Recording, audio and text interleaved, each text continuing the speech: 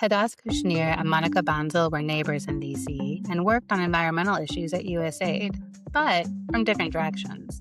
Monica worked on the built environment, how cities plan for people, how energy and infrastructure gets built as populations grow. Hadas worked on conservation, how you protect the wild spaces and species already under pressure from all of that growth. Different halves of the same problem, because you can't save an ecosystem without thinking about the humans living in it, and you can't plan for humans without thinking about the ecosystem they depend on. That connection, treating the world as one system instead of separate problems, was a lot of what USAID's environmental work was doing. Much of that work didn't survive the dismantling. So, Hadas and Monica started One Earth Partners to document what was lost and help connect local organizations still doing the work with funding to keep going. In this episode, we talk about how they got here, from PhD research on man-eating lions in Tanzania to a landfill fire that threatened U.S. military airspace, and what happens when decades of knowledge, relationships, and environmental work are suddenly disrupted. So, let's get into it and meet Hadas and Monica. I am so excited to welcome you both to Global Development Interrupted. Thank you. We're excited to be here. Okay, so before we start, there are a couple of things we just go with right away. One is, where are you sitting? I am sitting in Washington, D.C., in my home, where I have lived for a great many years. And Hadas, you moved, so where are you? I did. I'm sitting in my home in Seattle, where we moved this summer from Washington, D.C., where we had lived for many, many years. Next question, what is your fun fact? I have with my fun fact, which feels like it's like a cheat, easy one, which is that I did my PhD research on man-eating lions. Yeah, but why was that your research? What made you think man-eating lions?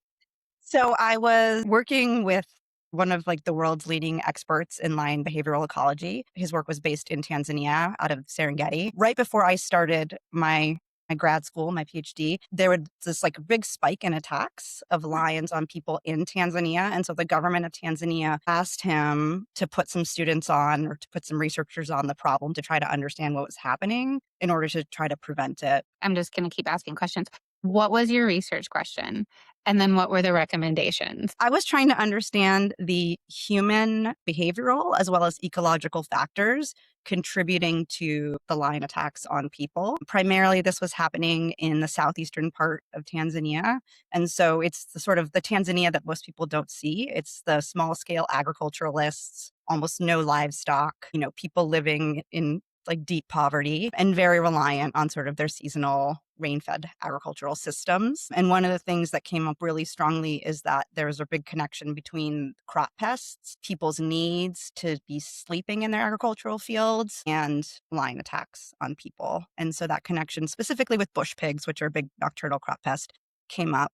And so as a follow-up project was looking at how do you keep bush pigs out of people's fields so that people can sleep in their homes in safety and not be in a place where, a lion is chasing prey into their agricultural field and then accidentally starting to learn that people can be prey too. Oh my gosh, that's a super good fun fact, because I kept asking questions, but it also is not a great fun fact for you because it makes people ask questions. It does, and it's also my segue into a development career, right? Which is I came at development from conservation. That was my core interest. And when I started to delve into conservation, I really realized that a lot of the issues that were being faced in conservation just had to do with poverty. And that if you work on the development component, you're also solving the issues that are contributing to retaliation against lions, for example, because they're killing people or livestock. Excellent point. Okay, Monica, high bar. We had her go first because now I'm going to bring us down. Mine is similar, though. For people that know me, my career has been in energy and transportation. I'm an urban planner by background. But when I was in college, I spent the 6 months actually right after 9/11 in the Amazon, living on a riverboat, going up and down the Amazon and learning about the Amazon forest. It was just this amazing experience to see the pink dolphins of the Amazon and swim in the river with piranha and learning when that's not an issue and when it is, and all these things that I do not do in my current life, but again, set that foundation for me for forever. So my fun fact is advice for young people to go abroad, go to the crazy place in college, because it really, really opened my eyes to a whole career. So, Monica, where did you grow up?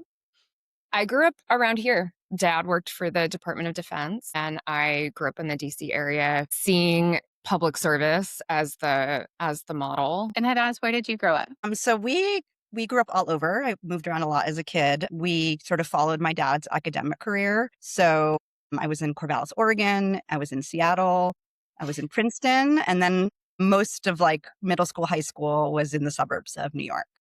So, was your dad in agriculture or in the environment at all? Because you Yeah. mentioned Corvallis, and I immediately think of their agricultural program. Yes. Yeah. So my dad was a climate scientist for many, many years. And so I definitely have the influence of my father. And so you both ended up at USAID. What made you think that USAID was the place that you wanted to work? I wasn't sure that it was.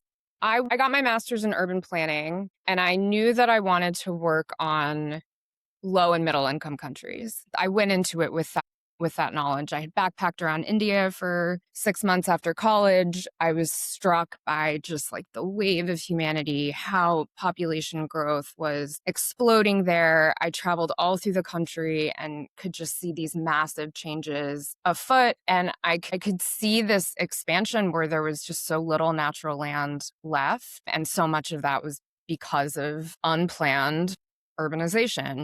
And so that's what led me to get a planning degree. But I wasn't necessarily sure that international development was the right path. It was only when there was this push from within aid to start hiring again, and they were specifically hiring for urban planners within the environment sphere, which was such a unique thing to see at the time. But I still felt this conflict of, well, are we really going to be able to do what I want to do within the US government? It took a few years to really understand how aid worked and what the potential was. Man, over time, I could see what the power of USAID was. What were the things that made you question that you wanted to join? I think it's a lot of the things that we hear, a lot of the criticisms that we still hear about USAID, that it's slow, that we don't know where the money goes, all these things that I thought before I went in. And it's such a complex animal that you invariably have a mix of, there are things that work, there are things that don't work. And so a lot of the things that don't work get a lot of attention. And I think that's really what worried me before I joined. And then I saw a more balanced picture when I was in it. And I saw how you could steer resources toward something better. I really believe that these things like USAID are tools for us to steer in the direction we want. And that's sort of what I think is sad about losing it, is that we've lost a tool that we had. And Hadas, how did you choose to go to USAID? I struggled with whether or not I wanted to get a PhD. And ultimately, I decided to go down that path, but I purposefully picked a really applied field and a really applied topic because I knew I didn't want to stay in academics. And in the course of doing my PhD, I had a couple interactions with people who told me about the AAAS fellow opportunity. And so this is an opportunity through the American Association for the Advancement of Science, where they bring folks from science and engineering and medicine, and they embed you in the federal government or on the Hill for 2 years. And basically it's to promote science policy. And so through all these various connections, I met people at USAID. I got really interested in working there. I learned that basically the entire legacy of like community-based conservation that we studied in school was USAID. When we study in the textbooks, you do not see that, right? Like you see the names of the projects like Campfire and Life. You don't know that it was USAID who did that work, who really spearheaded that work. And so it sort of like came together so well for me, where I was, had this opportunity to be in a place was actually, at the leading edge, the forefront of the kind of conservation I cared about, which was the community-based conservation. That's what a moment to realize what you were learning was actually coming from the institution that you were joining. Wow. And I didn't know that either.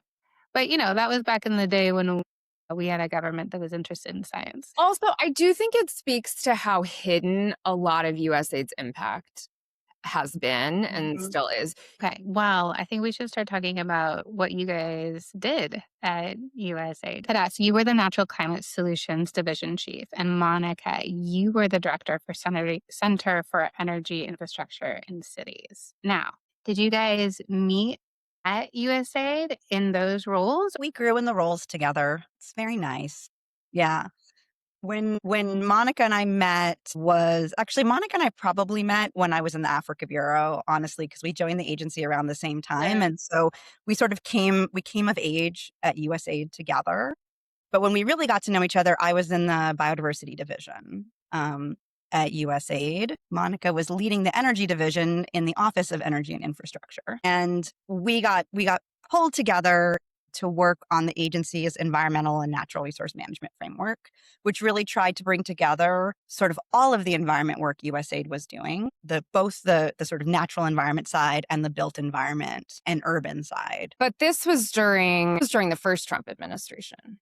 And it was interesting because it was supposed to be the way for us to continue to work on environmental issues in a more politically palatable way at the time. And it was a way to work on issues that are important to everybody. Like they're bipartisan issues, things like conservation, things like energy independence, energy security. All these things were, at the time, we had no worry that we wouldn't be able to work on these important things because they've always had bipartisan support and did at the time. And so that's why we were brought together to kind of reframe the environment work that aid was doing in a way that wasn't so politically unstable. I wrote a piece on what I thought we should do with urban development and how it needed to be part of our environmental strategy in a bigger way.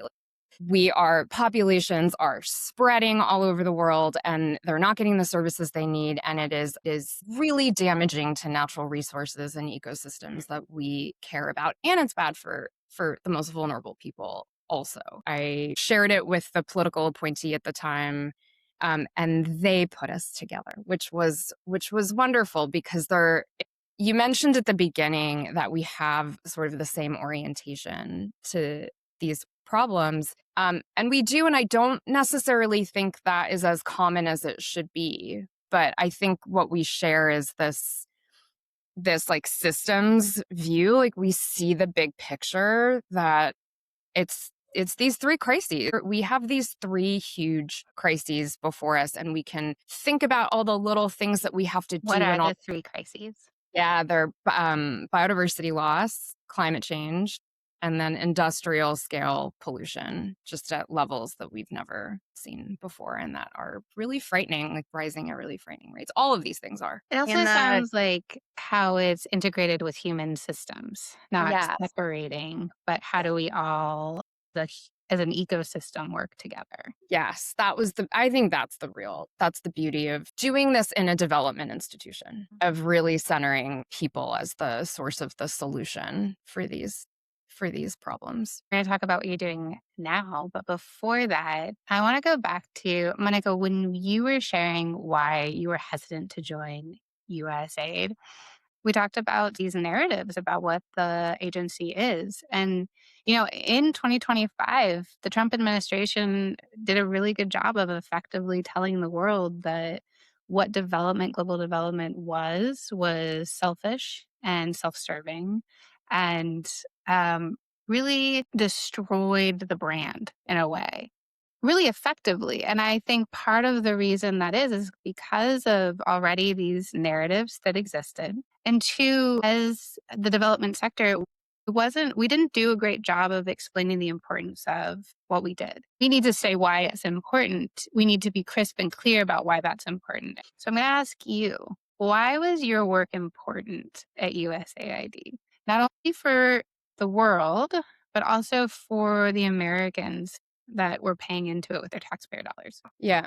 Can I start by reflecting a little bit on those narratives that I also believed a little bit before I joined AID? So one of those things was I was worried about joining an arm of the US government where I think every American can say that the government does something that they don't agree with, Right. So I was worried that USAID, you hear all these things about USAID's just the CIA, or it's a tool of this terrible part of the government that we don't like, or this part. And I was honestly a bit worried about that.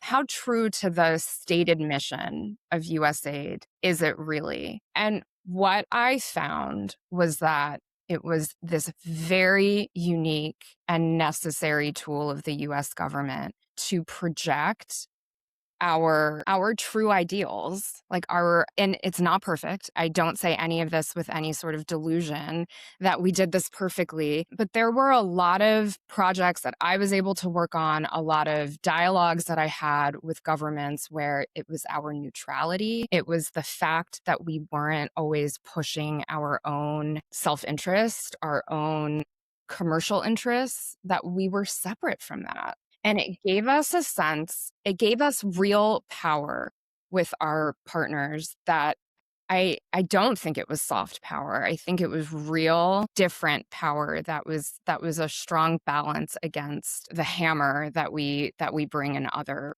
realms. And I think it's very distinct from diplomacy because it was more of a, we had this apparatus on the ground that enabled us to stand shoulder to shoulder with these partners and have real partnership. So they trusted us. Years, decades of trust that was built where we could go in, we could bring in expertise that they trusted, and we could strengthen the goodwill. Ultimately, I think that's the big thing that we lose and that's why our work was important, is to, it's to show the rest of the world who we are, what our identity is as Americans. And I don't think any of us want our identity projected across the world to just be about war or to just be about what we individually want from them. I just don't think that's who we are. Maybe I'll take the more micro perspective on this, which is, from my perspective, I believe very strongly that nature is a global public good. And it's a global public good for so many reasons. And we value nature in this country. We were the first country to establish national parks. And that legacy now is, all over the world. We have vast amounts of public land that we care for. We care for the wildlife in this country. And our work overseas to sort of support the stewardship of those things overseas is, like Monica said, it's part of American values. But beyond that, it is important for us too. So if we lose the Amazon rainforest, it affects the climate and rainfall in California. And then there's no rainfall, there's no snowpack, and there's no agriculture in California. The world is connected. And the work that we were doing at USAID was really moving the needle on that protection, whether it was from the perspective of climate change or from the perspective of conservation or reduction of pollution. Well, but Hadas, you've been indoctrinated that climate change is important for years, given that your dad worked in that space. So my question to you is, given kind of the historical lens of climate change and the way that people are talking about it or reacting to it, are there things that you see that are both hopeful but also still very disappointing? Yeah, I don't have much hopeful to say. I'm watching my dad. My parents are actually here right now. My dad is turning 80, and it's very sad for me to see that, he has built this whole career and contributed so much to our understanding of decadal climates and in its relation to climate change. And now he is at the end of his career, and he's watching all of the stuff that community has built fall apart. All of the research funding go away. The rhetoric around, climate change getting worse and worse and worse. It feels very sad to me, honestly, that for the arc of his career to sort of be at the point where I don't know if he'll see things get better. Maya, I have another dad question because I just kind of put this together. Your dad is in defense, the Department of Defense. Was. And your work is in energy, which is also a security issue, a national security issue. Is there a connection there, or is that just a natural path? No, I think there is a connection. We need energy. We look at defense the same way. We're never going to get rid of this, right? It's very important for everybody. Energy is the same way. And that is honestly the place where I have hope. Back to your last question. We're at a point now where solar plus storage, so solar and long-term batteries, is cheaper than fossil fuels. This is game changing. It's just the thing that's scary is to not have all of the support in place to part the seas for it to take off, because these things don't happen automatically. The infrastructure to access. More than the infrastructure, right? It's the institutional part of this. So aid would go in and support governments in policies, in the development of big renewable energy auction programs are really game changing in many countries they're game changing globally. They've brought prices down. This has been, the thing that's enabled renewable energy to scale. So I think what gives me hope is these are human decisions, and we know how to get there. We know how to do this. We actually do know how to solve climate change. We just have to get people to do it. Yeah, it's about priorities. What are we going to prioritize? All right. So you guys were doing great work at USAID, and then we had the stop work order come through and the slow dismantling. Well, actually, the quite fast dismantling of Very fast, yeah. USAID.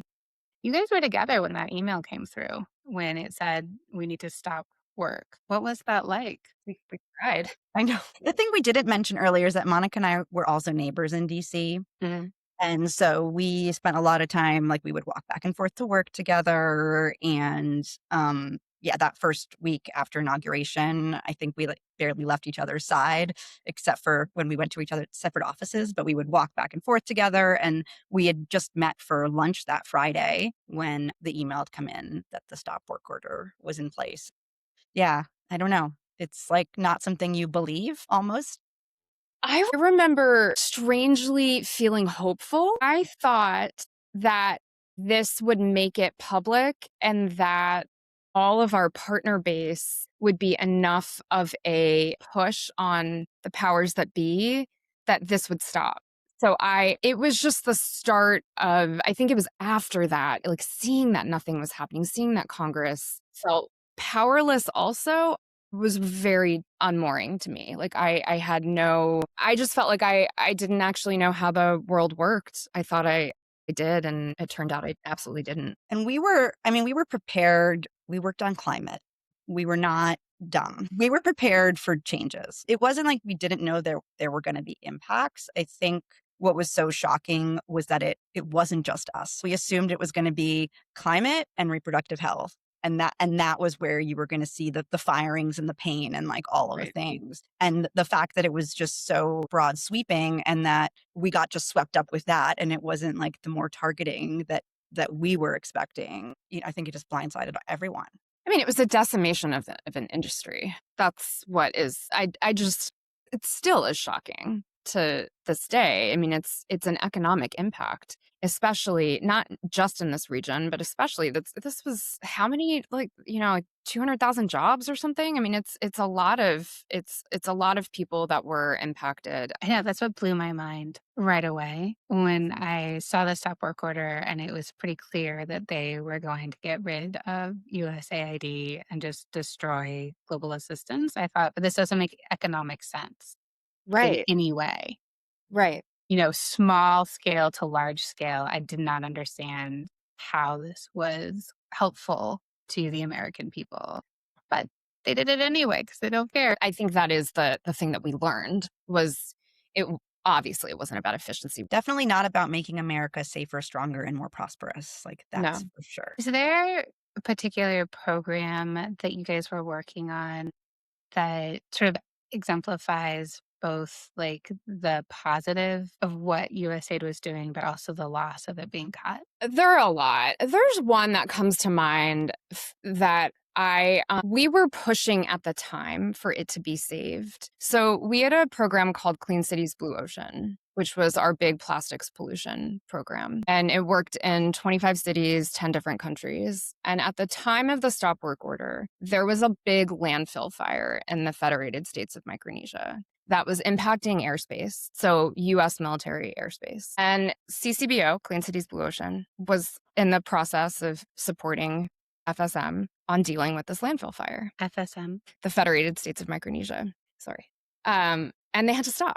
They had to stop supporting them in dealing with this thing that was directly impacting US airspace. Security space. Secure. Yeah, exactly. And it's the kind of this was small. This was a very small part of a huge program, but it just speaks to, what do we lose when we lose tens of thousands of literal boots on the ground all over the world? This is our intelligence system. This is our goodwill system. Hadas, I'm sure you have lots of great I examples. know my head is just racing with the possible examples I could Yeah. give you. And I think maybe the one I'll mention is actually one that we learned about through our current research, which is in Bangladesh. We had been working there for decades. And one of the things we had brought from our knowledge of in Africa and Africa conservation was this idea of co-management, where communities essentially have access to managing the resources in their own space and land, and thus help improve management and conservation. And they're part of the picture and they're getting benefits from that. And it had gotten to the point where they were about to have the sort of policy ready that would start having the direct payments, like the payments to communities. 10% of the funding from parks and conservation was supposed to go back to the communities that were helping co-manage. And it was like, inches away from getting there after decades of work, where these communities had really bought in and had been giving their time and their energy and not getting it over the finish line. And it's like, it's heartbreaking, but it's just the fact that you invest so much and you get right to the point of sort of like a transformational change, and then you pull out. Would be that transformational change, because it's kind of unsexy work that you're talking about. But the unsexy stuff is the stuff that makes those bigger changes. So what do you distill what that transformational change and what that loss is with that policy now moving forward? I mean, you're essentially pulling back decades of work and trust building with communities who, in the absence of like funding flowing for their participation and engagement in conservation, will turn to other things. And they don't have a choice. And those things could very, very well be destructive, whether it's clearing land for agriculture, well, it's going into forests to cut trees or poach wildlife. I mean, there's any number of things that people need to do to survive. And then you also just lose the trust in the system is decimated. So if you go back and say, no, but wait, now we can do this, I wouldn't want to work with this again. I wouldn't want to engage in that way. Monica, to your point too about these knock-on effects, right? And Hadas, you saying people have to survive. So it could be that they end up destroying the land more because we don't have an advocate for them, better researched ways in which to manage whatever they're managing. But also they might move. They might migrate. They might get radicalized and join a terrorist group. Like there's a bunch of things that happen when you remove hope from a community. Absolutely. One thing that we have been finding is the unique role that USAID played in supporting really hard to reach populations who are also living in conflict areas. And so this is something where, I keep saying boots on the ground, but it is so unique what we built over 65 years, however long it's been. That we had a really unique ability to work in these far-flung communities who otherwise might not have any other choice but to join, a terrorist group. Or to help grow drugs, right? Like that's the other thing. Yeah, so Colombia is a great example of this, of where, we did a lot of alternative livelihoods work in Colombia. All of that is pulled back and no one else can go in there and do the same things. So now if people have nothing else to do, what choice do they have? We're going to transition into things fell apart. I think so. One of you fell on the floor. I think we both took turns falling on the floor and the other one would pick the other one up. I mean, that was basically You what guys we were picked doing. each other up and you started something new. And so what is the organization that you have started now? So pretty early on, we did what everybody did, which was scramble to try to apply for jobs. And pretty early on, we looked at each other and said, I don't want any of these jobs. Like none of these jobs do I want. And I can't do this. Like I can't apply for these jobs I don't want. And, there's still work to be done, and there's still like stories to be told and lessons to be learned from the work that we have done together at USAID. And we want to do that. So we said, let's just go ahead and register an LLC and let's just see what opportunities we can find. And one of those things is that you are now looking at what were the impacts of the withdrawal of USAID's environmental programs across the world. Yeah, that's right. And what are some So of the key themes that you're seeing? We talked to over 150 people across several different countries. We're deep diving into 5, but we talked to people across more countries than that. And these people are all experts, implementing partners, former implementing partners, government officials, other donors. They're people on the ground who could tell us what's actually happening. Maybe governments are pulling themselves up by their bootstraps, and this will end up being a positive thing. And we wanted to test that. Is that true? So we can talk about some of the themes, but I guess I wanted to start with what made USAID unique, because if this is gone now, what does that mean for environment and climate alone? It was $1 billion a year. This is the scale is unmatched. And we heard that virtually from every single person that we talked to. First thing mentioned, the scale. That being said, relative to other sectors, no, the scale is not what it needed to be. But for the sector, what the scale enabled, what people said mattered about the scale was that you could work from top to bottom, you could work with local communities, and you could also move systems at the national and regional or even global level. We would sometimes quibble with how long our programs were, thinking they weren't long enough. For the sector, though, they're long. 5 years is the longest that most people really could get, and it gave them security, and it gave them enough time to innovate, to experiment, to really do some of the unsexy slogging through the institutional development, setting policy, and trying to see it through to the end. It also gave you the ability to sometimes work beyond the local political cycles. So there are all these things about the scale that enabled people to do things that just aren't there. They aren't there anymore. There's one other thing I wanted to mention on what made USAID unique that I think will surprise people, and I think surprised us, in that we heard a lot of people say that there was flexibility they got in being able to work with USAID. I am surprised. And what they meant by that was that I think it has a lot to do with the scale, but I think it also has a lot to do with the way that we co-designed programs and the way that we partnered with governments and with consortia of partners, where so much was locally driven. We were not overly rigid. Which is also something that the institution learned over time. Yes, absolutely. And that's necessary, right? You need that longevity to learn these things. The other thing I will mention that is something that the institution learned over time that I felt we were always highly critical of ourselves about is localization. Mm.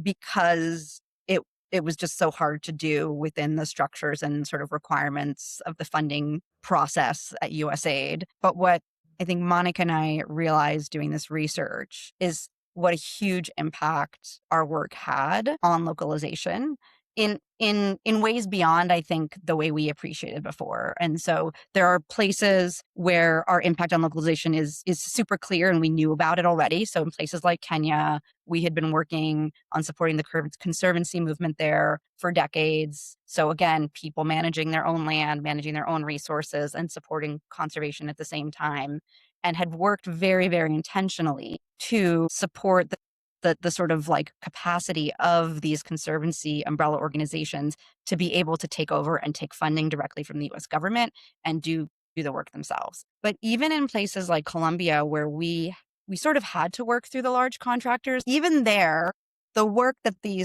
contractors were doing to partner with, support, improve the capacity of local institutions that are still there now, like they're the ones who could be funded now, right? They're the ones who are ready now to take on and lead for the sector. All of that was happening as well. And then another thing that a colleague of ours mentioned to us was the fact that just the FSNs, right? Just the fact that the US government was investing in local capacity of professionals and essentially like almost like created a whole class of like middle class, right? And especially for women in some of these places where it was really hard to kind of break through, like the US provided a space for professional women to have careers. And that's something that we didn't, one of these impacts, again, these knock-on effects that we just didn't realize before we started. Is there a program that you worked on at USAID that it has now changed because of the removal of USAID? So there's one that I love that is in the Philippines and in Indonesia. And it's the Women in Waste Empowerment Program. And that one it was always a beautiful program because it is exactly what USAID did well, where it was doing something that we needed to do to reach a global goal while improving the lives of actual individuals. Okay. But what was the global goal? In this case, the global goal was to reduce ocean plastic pollution. Why is it important to reduce global plastic pollution in the ocean? We dump the equivalent of a garbage truck of plastic into the ocean every 30 seconds. Jesus.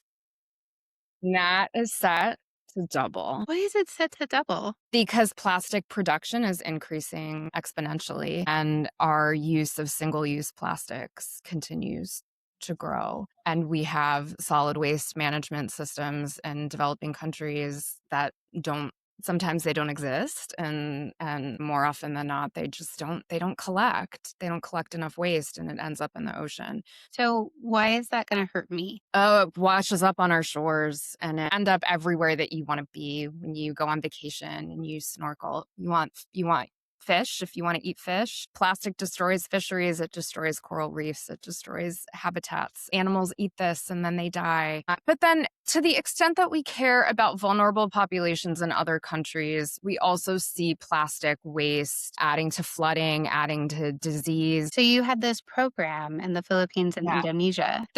This program was working with informal waste collectors, which seems like it could be niche, but they're actually a majority of waste collected in developing countries is by informal waste collectors, and a majority of informal waste collectors are women. This program used a methodology that we actually got to try out at USAID. They came to us and did a couple of days of this training, and it is absolutely transformational. And it takes the time to really build up the internal capability of women to get past their limiting beliefs, to have some aspect of even some therapy to this so that they can see what they can do. And the reality is it translated into vastly increased income levels. We saw more people becoming entrepreneurs. Not everyone can be an entrepreneur, but for the ones that could, this training helped them do that. And I heard really amazing stories of, a lot of these women, more than should exist, have to deal with things like domestic violence. And they learned how to stand up for themselves and to create financial independence and how to manage these really debilitating aspects of their life. All the while, we are improving our collection of plastic. Right? It's this connection of like what matters at this human level in order to achieve this very almost bland technical goal that we have, but you need one to achieve the other. Like we cannot ignore humans and what we do. And that's where we get to this point around the scale of the funding that USAID was bringing in. Because that's also just two countries, and plastic seems to be a huge global issue. So there was no scale up of this either. There wasn't, and there was going to be to Africa. Oh, that would have been lovely. Yeah.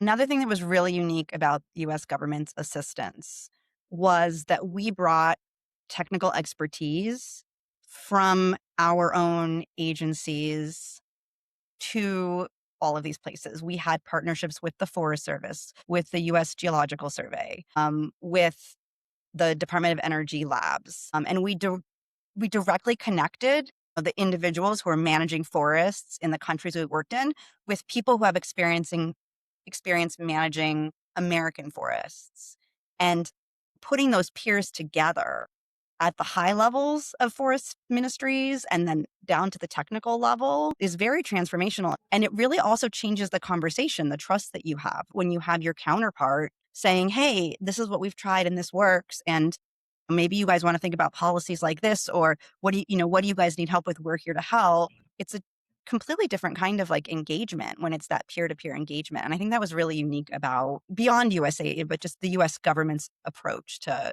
foreign assistance. But also the amount of learning that's happening on both sides. Because as we've noted, the climate is changing the way that our environment is shaped. And US forests might start ending up being more like forests we see in other countries.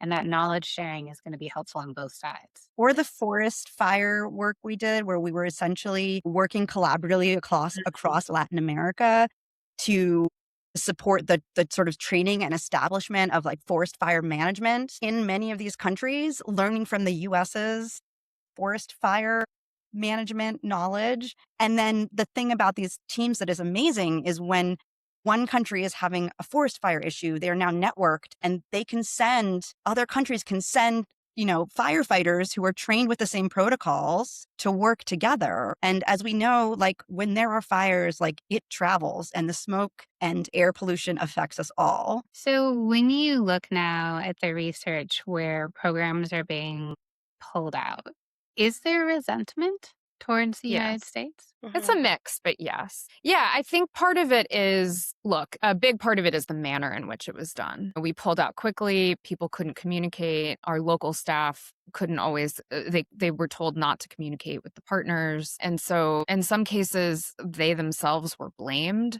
for what happened and putting them in a very difficult position. Maybe 3 more things to add that came up in this space, which was number 1, we heard rumors and stories that kind of came out because of the way that US withdrew that had to do with the organizations themselves being corrupt or bad. And so a lot of the civil society organizations left behind in some of these places have now a tainted reputation because the thinking is that something they did wrong or they were corrupt, and that's why they lost the money. Another thing that happened is that a lot of the way that USAID worked was we were like on a reimbursement basis. And so if you're a local organization, you don't have money to front to do the activities and then get paid later. And so oftentimes what this meant is a lot of these organizations had to take out loans, and then against the fact that they were going to be paid once the work was done. And what happened is we pulled out and we didn't pay for the work that was already done. And these organizations were in a position where they owed money because the US government promised them money, and they did the activities and they submitted the vouchers and we didn't pay them. And then the other thing is that there was co-funding for a lot of the work we were doing. So we either had money coming in from the private sector or money coming in from other donors, promise because of the funding we were putting in. And we pulled out. And when we pulled out, all of those agreements, a lot of those agreements also broke. And so even if it was money that was supposed to come from another government isn't coming anymore because our money pulled out and our project pulled out. And so there's all of these impacts, and it was all because of the way we did it. Are you guys finding with the study that you've done, a lot of it is the impacts of the reputation that we destroyed as the American government? Like, is that sort of the big takeaway, is that we've demolished trust with these organizations, and it's going to be hard to rebuild? I think it's way more than that. I do too. It's so much more than just trust. I mean, yes, we have demolished trust. And yes, rebuilding is going to be very, very hard. But we have also risked, people's lives. There's a lot of really complicated geopolitics involved in any one country where we were based. But we are hearing, increased deforestation, increased illegal mining, increased cultivation of illegal drugs, increased risk to environmental defenders. A lot of times we were supporting journalism, civil society, risk to civil society, backsliding.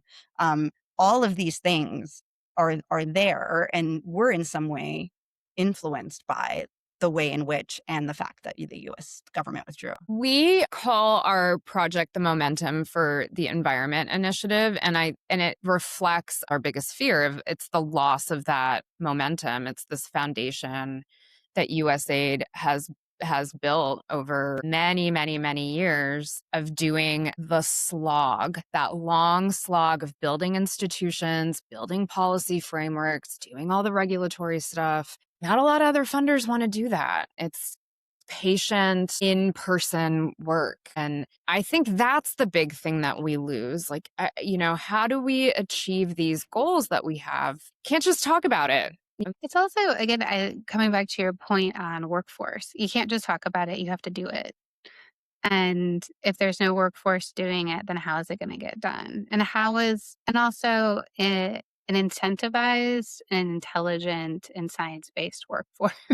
Yes. That was something that came through too, that, one of the things that was unique was how the technical expertise of our staff specifically, so not just the technical expertise that we brought from across the US government, but also within aid. We worked in a cross-disciplinary way, more so than many others at least. Could always be better, but all these problems that we were all trying to solve were interrelated.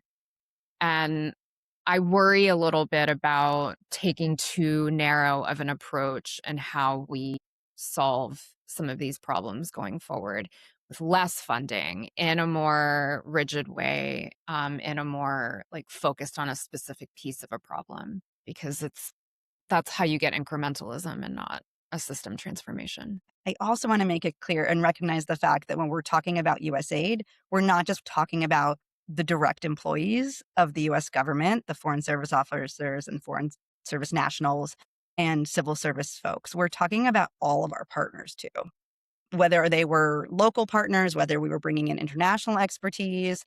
There was this entire ecosystem of just incredibly deep expertise, incredibly deep commitment. That is like a community of people who are now suffering deeply because they don't have jobs. There aren't enough. And you've created this whole system of people who have all of this knowledge. And where do they go? And they just want to make the world a better place.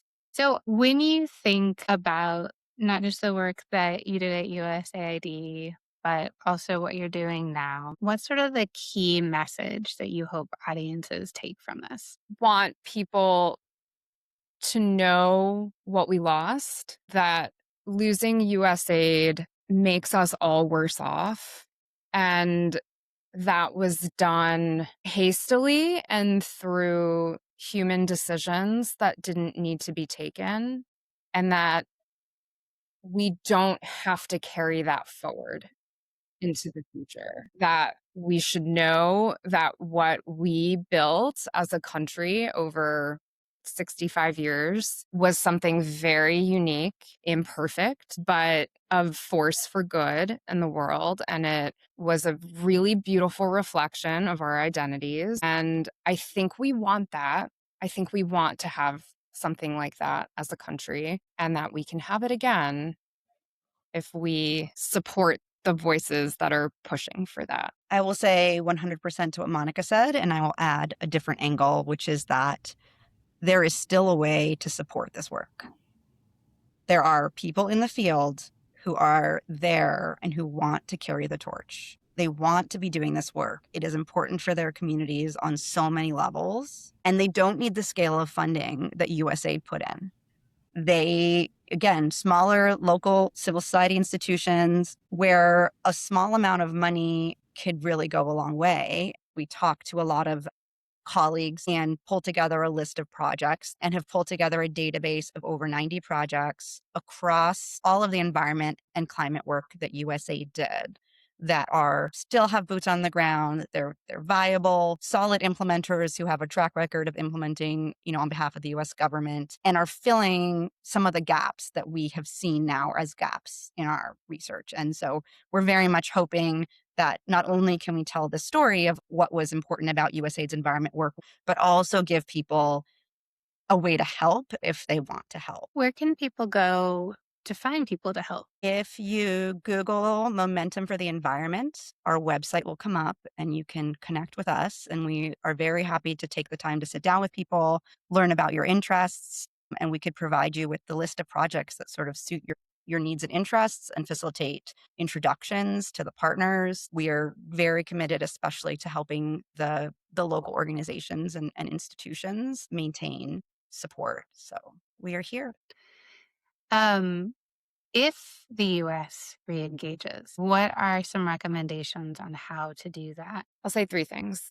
One is that we have a rich history of doing this work, and we need to learn from that. Number two is that we had a time in our history when we really cared about and we understood that our position in the world depended on not just defense, not just diplomacy, but also development.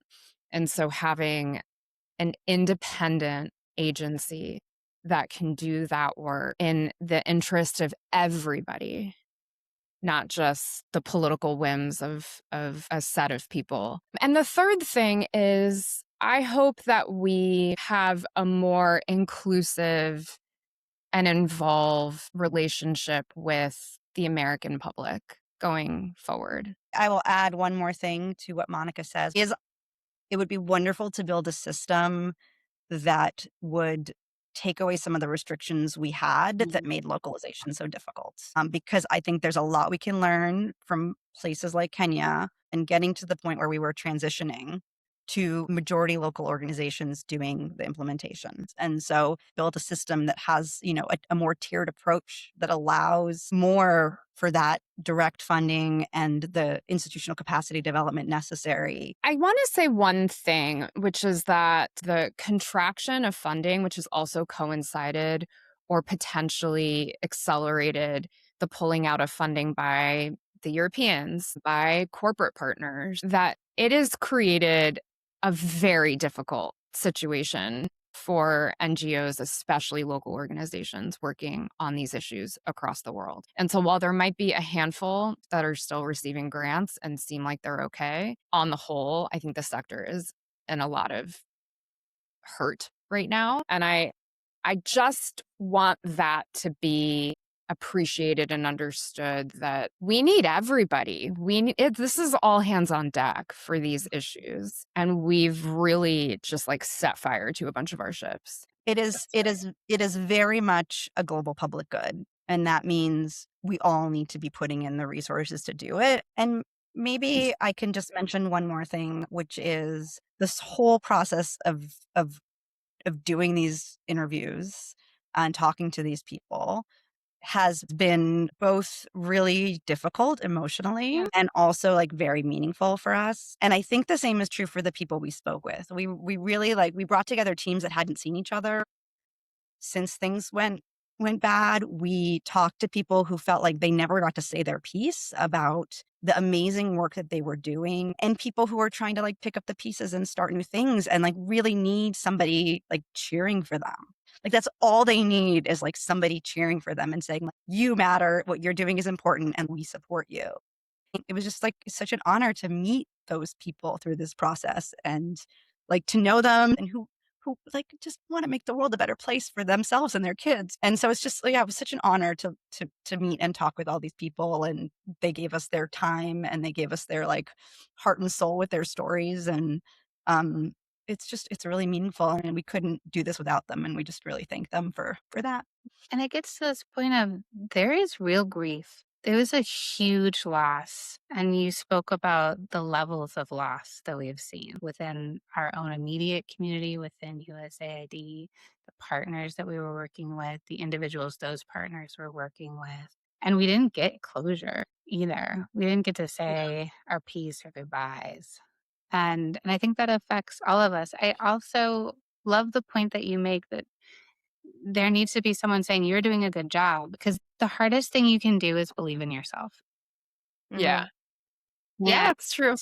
Thank you for doing this and for offering this to the community, because I think it is the same sort of catharsis, right, that people need to tell their stories and share why their work was important. And we, so many people didn't get to do that. Okay, well, Hadas, Monica, thank you so much for coming on and sharing your story. I'm excited to post your organization on Substack so people can go to my Substack and find it. And you can find Hadas and Monica and all the brilliant projects that they have been following and tracking. So thank you for joining. Thank you so much. Thanks for having us. Thank you for listening. If you enjoyed this episode, please follow and leave a review. It helps more people find us at a moment when these conversations really matter. And if you'd like to stay connected, subscribe to Global Development Interrupted on Substack. You'll get new podcast episodes, GDI insights, reflections from practitioners who've lived this work, and Conversations on Planes, our monthly Q&A series. It's all free, and it's all rooted in the same mission, keeping global development visible. See you next time.